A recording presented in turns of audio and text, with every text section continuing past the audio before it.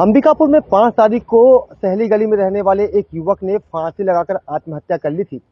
आत्महत्या से पहले युवक ने सोशल मीडिया में एक वीडियो वायरल किया था, जिसमें उसने अपने साथ हुई मारपीट की बात कही थी।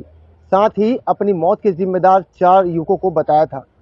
इस मामले को 1 महीने से अधिक का समय हो चुका है, मगर अब तक सरगुजा पुलिस आरोपियों को गिरफ्तार नहीं कर सकी है। पीड़ित के पिता लगातार थानों के चक्कर लगा रहे हैं, मगर अब तक उनके हाथ खाली हैं। आज भी अपने बेटी की मौत के जिम्मेदारों को सलाखों के पीछे देखने के लिए पिता की आंखें तरस रही हैं। आज ये सरगुजा जिले के एसपी कार्यालय है, जहां उनके जो पिता हैं वो मौजूद हैं। इनके जो लड़के थे वो जिम गए थे। जिम से वापस निकलने के बाद कुछ लोगों से उनकी बहस हुई और बहस मारपीट तक पहुंच गई। इतना ही नहीं, जो इन युवकों ने युवक के साथ मारपीट की थी, उनके द्वारा उन्हें प्रताड़ित किया जा रहा था और जान से मारने की धमकी दी जा रही थी, जिसके बाद युवक ने एक वीडियो बनाकर सोशल मीडिया में पोस्ट किया और यह वीडियो सोशल मीडिया में तेजी से वायरल हुआ।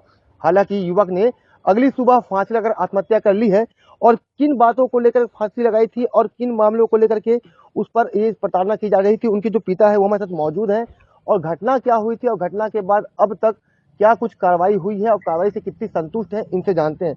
पहले बताइए कि आप रहते कहाँ पे हैं? मैं शिकारी रोड केना बांध में रहता हूँ, बोरीपारा। आपके लड़के ने फांसी लगाई थी, क्या वजह थी, क्या वीडियो वायरल हुआ था और क्या बात थी?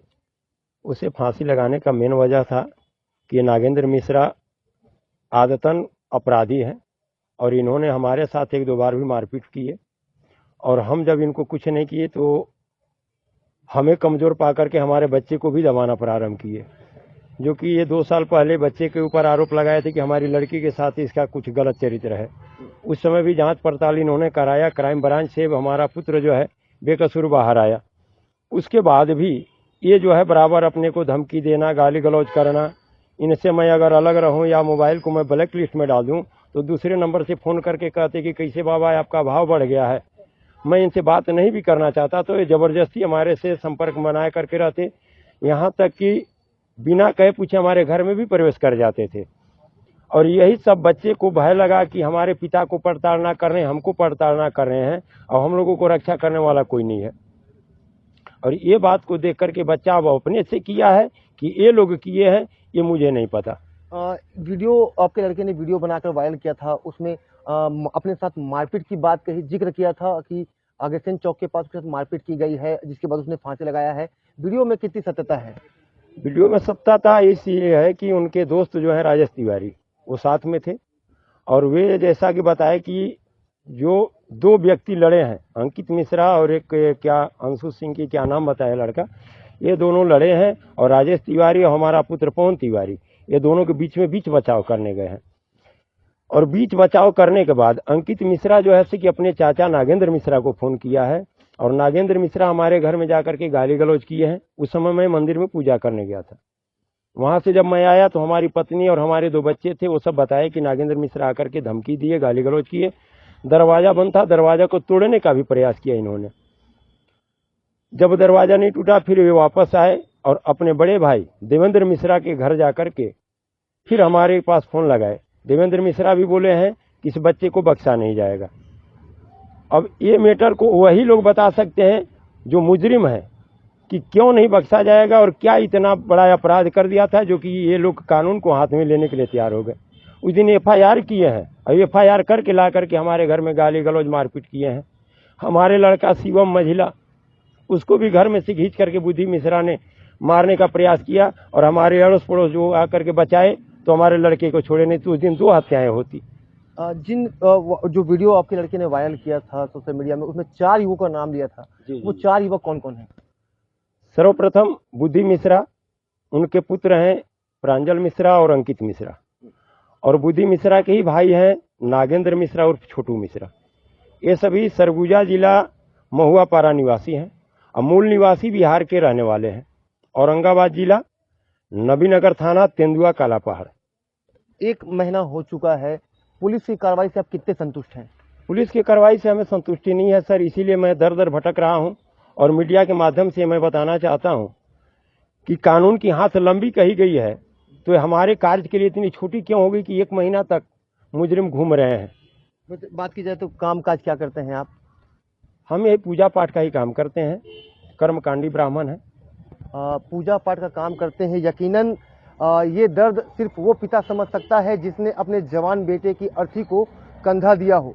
बचपन से अपने बेटे की उंगली पकड़कर उसे चलना सिखाने के साथ अपने बुढ़ापा का सहारा मानते हैं, लेकिन उस जवान बेटे की अर्थी उठाने का दर्द सिर्फ वो पिता समझ सकता है जिसने भरी जवानी में अपने बेटे की अर्थी को कंधा दिया हो। साफ तौर पर देख सकते हैं कि जो पुलिस व्यवस्था है, हालांकि सरगुजा पुलिस लगातार अब जो कार्रवाई है उसमें सफल नजर आ रही है, लेकिन कई ऐसे मामले हैं जिसमें पुलिस के हाथ अब भी खाली नजर आ रहे हैं। ऐसा ही एक मामला अंबिकापुर के कोतवाली थाना क्षेत्र में देखने को मिला है। 1 महीने के बाद भी जो पीड़ित के पिता हैं अब तक न्याय की तलाश में भटक रहे हैं, क्योंकि इनके लड़के ने फांसी लगाकर आत्महत्या कर ली और इसका जिम्मेदार 4 लोगों को बताया था, जिसका वीडियो भी सोशल मीडिया में वायरल किया गया था। हालांकि कि पुलिस की कार्रवाई से अब कितने संतुष्ट होने के लिए क्या लगता है कि पुलिस में आगे कार्रवाई क्यों नहीं कर पा रही है? हमें जहाँ तक उम्मीद है कि इन्होंने पैसा दे करके और अपने बड़े पैरवीकार से इस केस को दबाने की कोशिश की जा रही है, और इसमें नाम तो मैं नहीं बता सकता हूं कि कौन कौन पैरवीकार है। इनकी जितनी पहुंच। पुलिस से कुछ बात हुई इस मामले में लेकर कि गिरफ्तारी क्यों नहीं हो रही है, कब तक गिरफ्तारी होगी, या आपके पास कोई पुलिस कर्मचारी या पुलिस अधिकारी कोई आए थे आपके पास? हमारे पास पुलिस अधिकारी आए, देवेंद्र यादव। वे हमको संतावना देते रहे कि 2 दिन में वो लोग आ जाएंगे। मैं उनको बताया कि उनको जो संरक्षण दे रहे हैं उनके मोबाइल को आप ट्रेस करें, उनके घर में जाकर के पता करें। वे गए और जाकर के 2-2 दिन का समय हमसे मांगे कि 2 दिन में आ जाएंगे, 2 दिन में आ जाएंगे, लेकिन अभी तक कोई मुजरिम हाजिर नहीं हुए। मतलब क्या लगता है कि पहुंच से दूर है या पुलिस कार्रवाई नहीं कर रही है? अब तो हमारे ख्याल से पुलिस कार्रवाई नहीं कर रही है। क्या चाहते हैं आप इसमें? हम इसमें चाहते हैं कि मुजरिम को जल्द से जल्द ला करके थाने में खड़ा किया जाए। सजा मिलनी चाहिए, सजा मतलब मिलनी चाहिए, हमारे बच्चे को इंसाफ चाहिए। तो न्याय की गुहार और बेटे की मौत के हत्यारों को जो उनको कड़ी सजा दिलाने की मांग पिता के द्वारा की जा रही है, मगर देखने वाली बात होगी कि 1 महीने से अधिक का समय बीत चुका है मगर अब भी सरगुजा पुलिस के हाथ खाली नजर आ रहे हैं। ऐसे में पुलिस आरोपियों को कब तक गिरफ्तार कर पाती है, ये देखने वाली बात होगी। आवाज न्यूज के लिए अंबिकापुर से संजय रजक की रिपोर्ट।